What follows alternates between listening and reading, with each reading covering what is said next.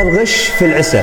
وفي ناس تغذي النحل سكر. يا هلا بالناس العسل. في هذا الفيديو اليوم راح نتكلم عن شو هو العسل السدر الاماراتي، ما هي افضل طرق لتناول العسل السدر الاماراتي، وما هي فوائد العسل السدر الاماراتي، وكيف يتم استخراج عسل السدر الاماراتي، ومنو الاشخاص اللي ما ينفع لهم تناول هذا العسل، وشو هي طرق الغش في عسل السدر، وهل العسل له تاريخ انتهاء، وهل يوجد استرجاع واستبدال بعد شراء هذا المنتج. ما هو عسل السدر الاماراتي؟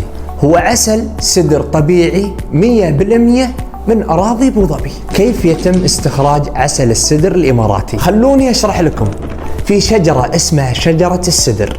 الشجرة هذه لها مواسم، في مواسمها تخرج زهور السدر، مثل هذه الصورة فيها وايد زهور السدر. وناخذ النحل ونوضعه بقرب أشجار السدر، ونحرص أن المكان يكون مليء بأشجار السدر فقط حتى نستخرج عسل سدر صافي. فوائد عسل السدر الإماراتي: 1. تعزيز الجهاز المناعي. 2. تعزيز الخصوبة عند الرجال والنساء. 3. تعزيز الشفاء وتجديد الأنسجة. 4.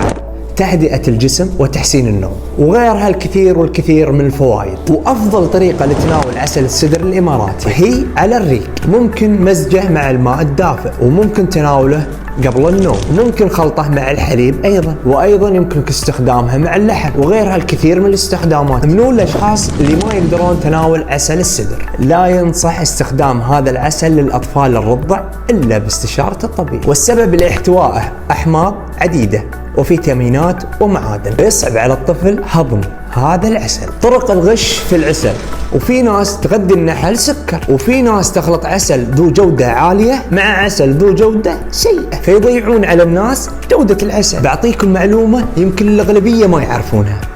تعرفون أن في الصين يوجد مصانع تنتج العسل بدون تدخل النحل؟ طبعا لا يمكن فحص العسل بالطرق الشعبية، والأفضل لفحص العسل وللتأكد من جودة العسل هي عن طريق المختبرات، ولا تأخذون العسل إلا من مصدره الأصلي.